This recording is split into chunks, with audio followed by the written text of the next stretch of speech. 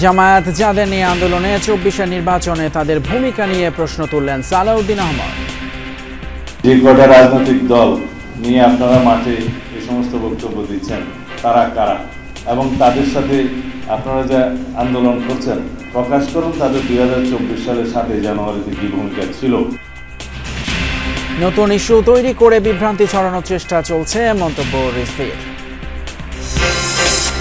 ধর্মের ভিত্তিতে জাতিকে বিভাজিত করার পক্ষে নয় জামায়াত, জানালেন আমির। জুলাই সনদের ভিত্তিতে সংসদ নির্বাচনের দাবিতে খেলাফত মজলিসের নতুন কর্মসূচি।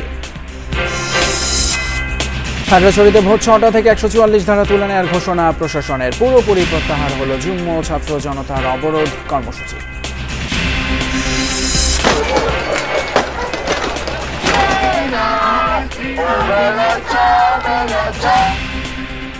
ইসরায়েলি সম্পৃক্ততার অভিযোগে স্পেনে বিক্ষোভ, বিভিন্ন ব্যবসা প্রতিষ্ঠান ভাঙচুর। মুক্তি পেল সমুদ্র ফ্লোটিলা থেকে আটক ১৩৭ জন মানবাধিকার কর্মী।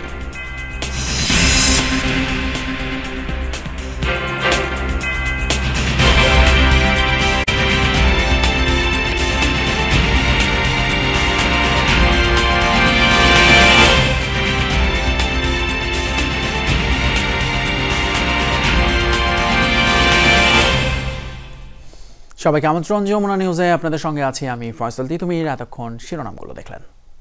টেস্টিং সল্ট মুক্ত চপস্টিক ইনস্ট্যান্ট নুডলসে পাচ্ছেন ১০ থেকে ২৫ টাকা পর্যন্ত ছাড়। নতুন ইস্যু তৈরি করে জনগণের মাঝে বিভ্রান্তি ছড়ানোর চেষ্টা চলছে, অভিযোগ বিএনপির। পিআর ইস্যুতে জামায়াত যাদের নিয়ে যুগপৎ আন্দোলনে নেমেছে জুলাই অভ্যুত্থানে, সেই দলগুলোর অবস্থান কি ছিল তা খোলাসা করারও দাবি জানিয়েছেন বিএনপি নেতারা। বলেছেন, ভ্রান্ত কথার মিথ্যা পরিসংখ্যান দিয়ে জনগণকে বিভ্রান্ত করা যাবে না, বরং আন্দোলনের নামে নির্বাচন বিলম্বিত করার চেষ্টা করলে তা রুখে দেবে জনগণ। রাজধানীতে পৃথক অনুষ্ঠানে বিএনপি নেতারা এসব কথা বলেন। বিএনপিপন্থী প্রকৌশলীদের সংগঠন অ্যাব আগস্টে তারেক রহমানের নিকটাত্মীয় শাহরিন ইসলাম তুহিনকে আহ্বায়ক করে নতুন কমিটির ঘোষণা দেয় বিএনপি। ৫১ সদস্য বিশিষ্ট সেই কমিটির সদস্যদের নিয়ে রাজধানীর জিয়া উদ্যানে বিএনপির প্রতিষ্ঠাতা জিয়া রহমানের সমাধিতে পুষ্পস্তবক অর্পণ করেন দলটির সিনিয়র যুগ্ম মহাসচিব রুহুল কবির রিজভী।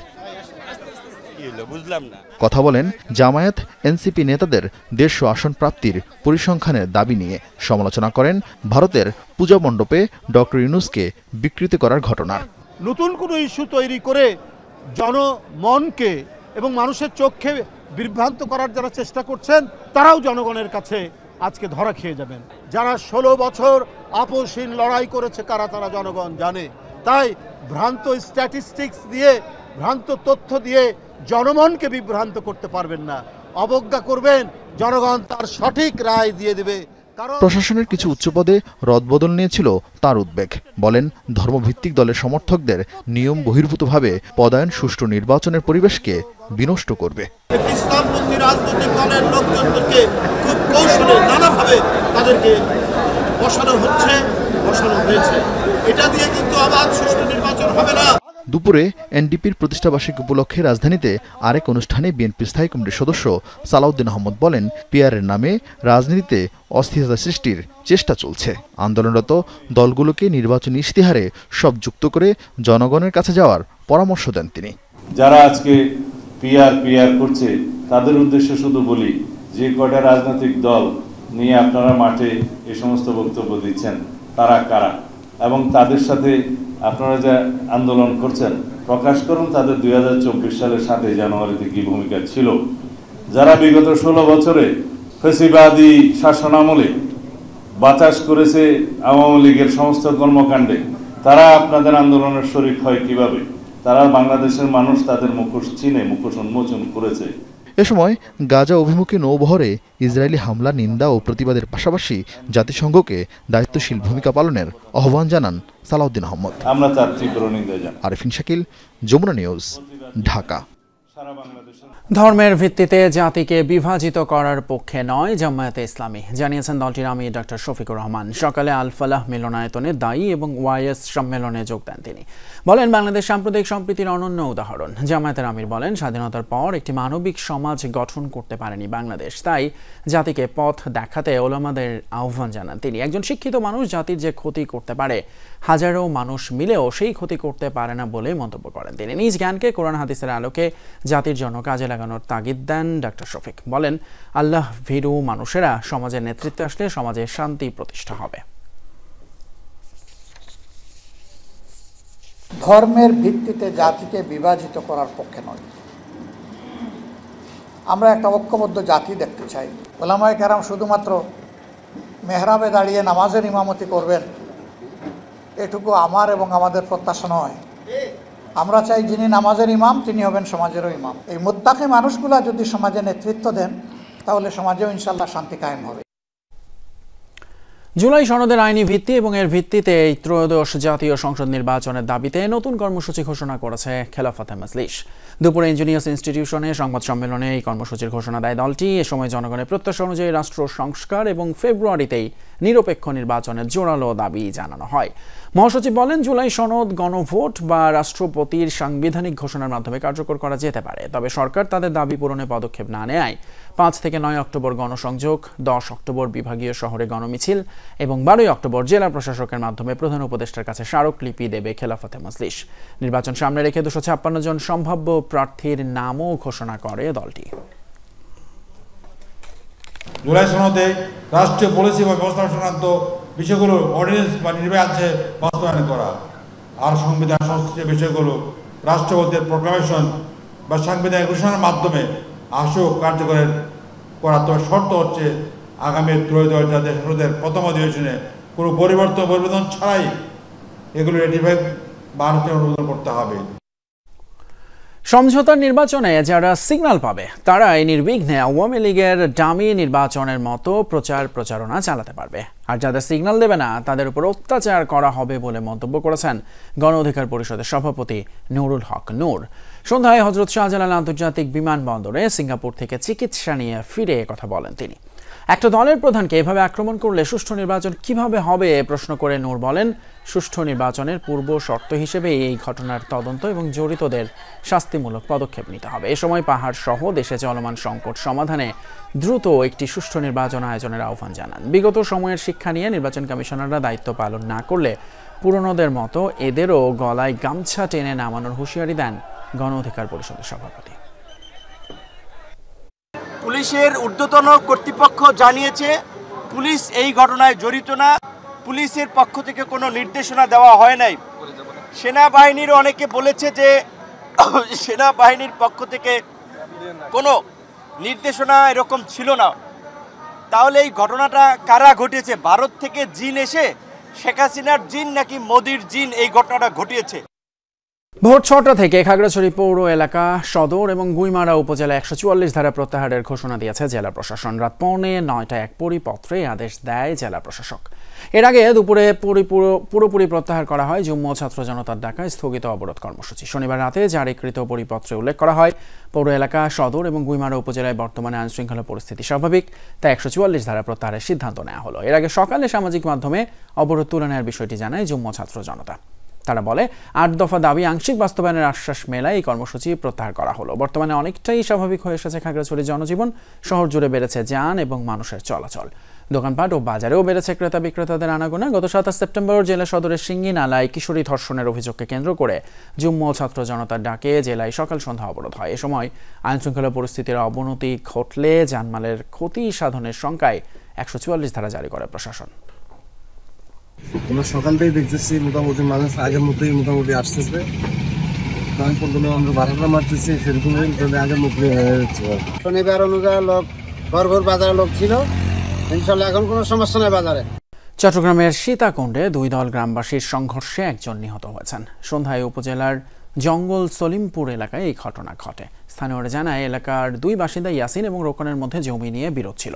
বিকেলে ছিন্নমূল এলাকায় রোকন এবং তার লোকজন বিএনপির পক্ষে একটি মিছিল নিয়ে যায়। এ সময় তাদের উপর হামলা চালায় প্রতিপক্ষ ইয়াসিনের সমর্থকরা। দুপক্ষের এই সংঘর্ষে ঘটনাস্থলেই একজন মারা যান, আহত হন অন্তত 14 জন। খবর পেয়ে পুলিশ গিয়ে পরিস্থিতি নিয়ন্ত্রণে নেয়। এই ঘটনায় এখনো কোনো মামলা দায়ের হয়নি।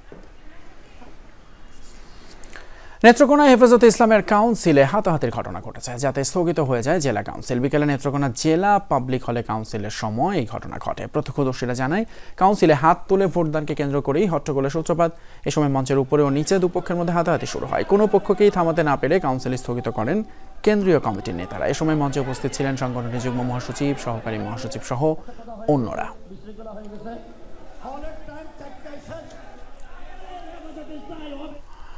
নরসিংদীর পৌর এলাকায় যেখানে সেখানে চাঁদা আদায়ের অভিযোগে দুজনকে আটকের সময় পুলিশের উপর হামলার ঘটনা ঘটেছে। সকালে পৌর এলাকার আশিনগর মোড়ে এই ঘটনা ঘটে। পুলিশ জানায় সদর উপজেলার বীরপুর এলাকায় একটি স্থানে পরিদর্শনে যান নরসিংদী সদর সার্কেলের অতিরিক্ত পুলিশ সুপার আনোয়ার হোসেন সহ 8 জন। ফেরার পথে আশিনগর মোড়ে অটোরিকশা এবং সিএনজি থেকে চাঁদা তুলতে দেখে দুজনকে আটক করেন তারা। এ সময় পেছন থেকে তাদের উপর হামলা চালায় অর্ধশত চাঁদা আদায়কারী।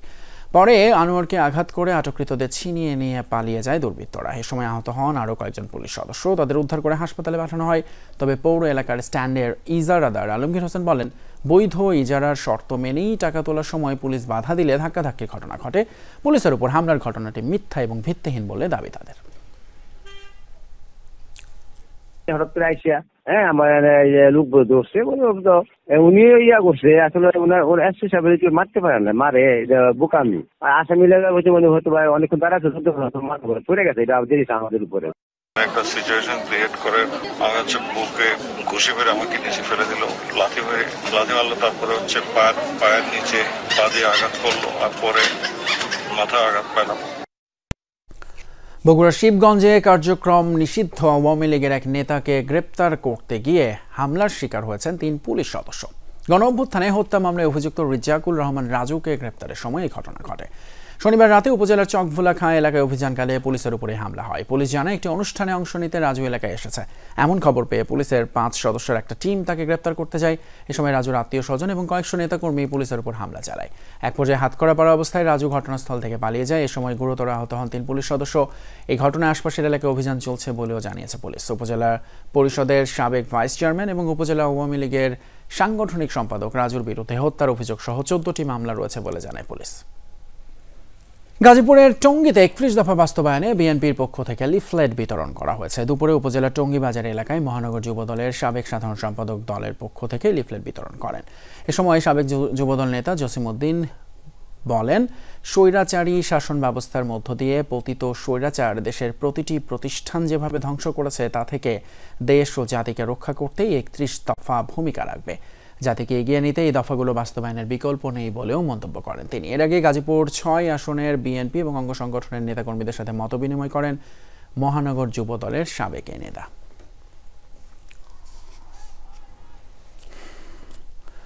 টাঙ্গাইল সদরে ধলেশ্বরী নদীতে গোসল করতে নেমে এক শিশু নিহত এবং নিখোঁজ হয়েছে 2 শিশু। শনিবার দুপুরে উপজেলার চারাবাড়ি এলাকায় এই দুর্ঘটনা ঘটে। নিহত শিশুর নাম মনিরা। এখনও নিখোঁজ 2 খালাতো বোন আসিয়া এবং মাফিয়া। স্থানীয়রা জানান, খালার বাড়িতে বিয়ের দাওয়াত খেতে এসে সবার চোখে ফাঁকি দিয়ে ধলেশ্বরী নদীতে গোসল করতে যায় 3 শিশু। এ সময় নদীর স্রোতে ভেসে যায় তারা। ঘটনার পরপরই টাঙ্গাইল থেকে ফায়ার সার্ভিসের ডুবুরি দল এসে উদ্ধার অভিযান শুরু করে। তবে সন্ধ্যায় দিনের কার্যক্রম স্থগিত করার সময়ও খোঁজ মেলেনি 2 শিশুর। রোববার সকাল থেকে পুনরায় উদ্ধার কাজ পরিচালনা করা হবে বলে জানিয়েছে ফায়ার সার্ভিস। পুলিশ জানায় কোনো অভিযোগ না থাকায় ময়নাতদন্ত ছাড়াই পরিবারের হাতে নিহতের মরদেহ তুলে দেওয়া হয়েছে। গাইবান্ধায় রোগাক্রান্ত গরু জবাইয়ের পর অ্যানথ্রাক্স রোগের উপসর্গ দেখা দিয়েছে একই গ্রামের 11 জনের শরীরে। স্থানীয়রা জানায় 27 সেপ্টেম্বর সুন্দরগঞ্জ উপজেলার মাহবুর রহমানের অসুস্থ গরু জবাই করে গ্রামের 120 জনের মধ্যে ভাগ করা হয়। জবাই এবং মাংস কাটার কাজে 10 থেকে 15 জন যুক্ত ছিলেন। 4 দিন পর থেকেই 11 জনের শরীরে ফোসকা এবং ঘা দেখা দেয়। হাসপাতালে গেলে চিকিৎসকরা জানায় এটি অ্যানথ্রাক্সের উপসর্গ। এর মধ্যে কয়েকজন প্রথমে উপজেলা স্বাস্থ্য কমপ্লেক্সে চিকিৎসা নিয়েছেন, বাকিরা শহরের বেসরকারি ক্লিনিকে চিকিৎসা শেষে বাড়ি ফিরেছেন। গরু কাটার সাথে যারা যুক্ত ছিল তাদেরই এই রোগ দেখা দিয়েছে এবং তারাই এই ব্যাপারে আমাদের তথ্য দিয়েছে যে শুধু তারাই আক্রান্ত হয়েছে। এটার চিকিৎসাটা অ্যান্টিবায়োটিক এটা দীর্ঘদিন খেতে হয় এবং দীর্ঘদিন অ্যান্টিবায়োটিকে তাদেরকে এইভাবে আমি কাউন্সিলিং বসে প্রায় অ্যাটলিস্ট 2 মাস তাদেরকে যে অ্যান্টিবায়োটিক আমি দিয়েছি এটা 2 মাস তাদেরকে খেতে হবে।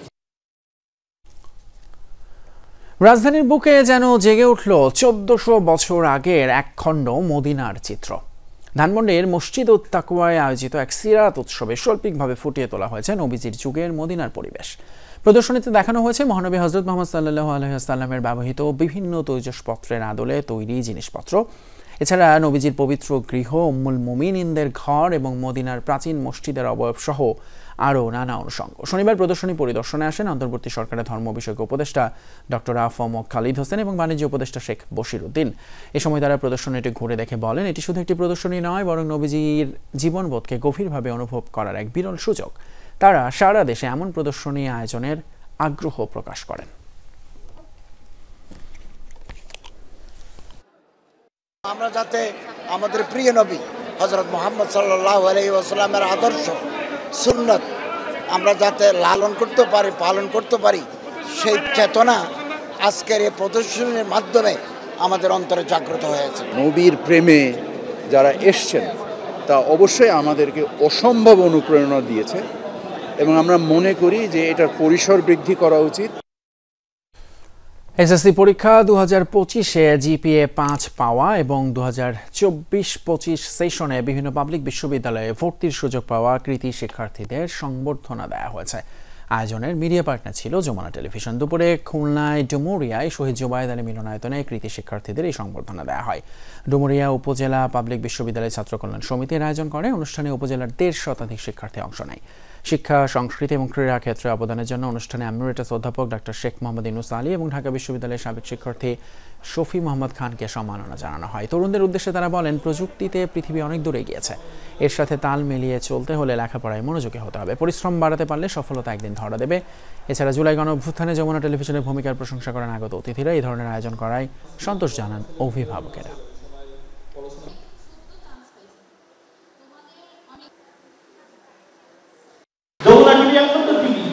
যে বিগত 17 বছর যারা সবচেয়ে তথ্যভিত্তিক এবং সত্য নিউজ প্রচার করছে এবং এই জাতিকে একমাত্র মাধ্যম ছিল বাংলাদেশে যমুনা টিভি।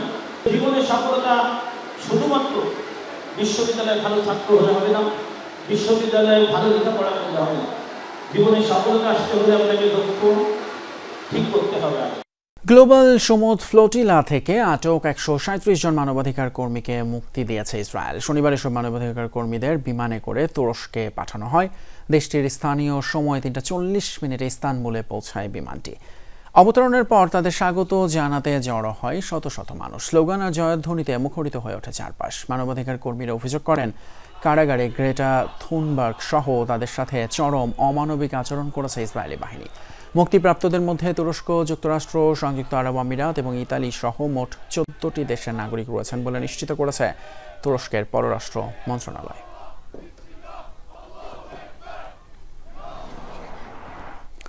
সমুদ ফ্লোটিলার সব জাহাজ জব্দের পরও থেমে নেই মানবাধিকার কর্মীদের ইসরায়েল অবরোধ ভাঙার চেষ্টা। গাজা অভিমুখে চলছে নতুন আরও 11টি জাহাজের অগ্রযাত্রা। এরই মধ্যে ইসরায়েল ঘোষিত উচ্চ ঝুঁকিপূর্ণ এলাকায় ঢুকে পড়েছে বহরটি। ফ্রিডম ফ্লোটিলা কোয়ালিশন এবং 1000 মেডলিনস টু গাজা নামের দুটি সংস্থার উদ্যোগে এই নৌযাত্রা। এ সময় নৌযানে প্রায় 100 জন মানবাধিকার কর্মী আছেন। এই বহরে থাকা জাহাজ কনফারেন্সে অবস্থান করছেন বাংলাদেশের আলোকচিত্রী শহীদুল আলম।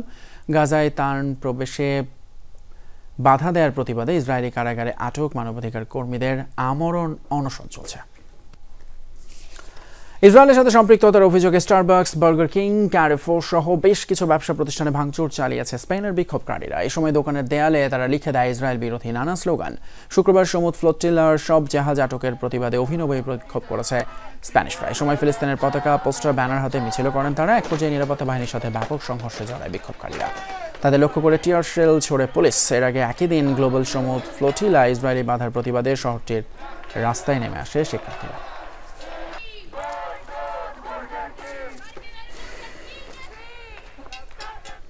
দর্শক, এই ছিল এখনকার মতো যমুনা নিউজের আয়োজন। এতক্ষণ সাথে থাকার জন্য ধন্যবাদ আপনাদের সবাই।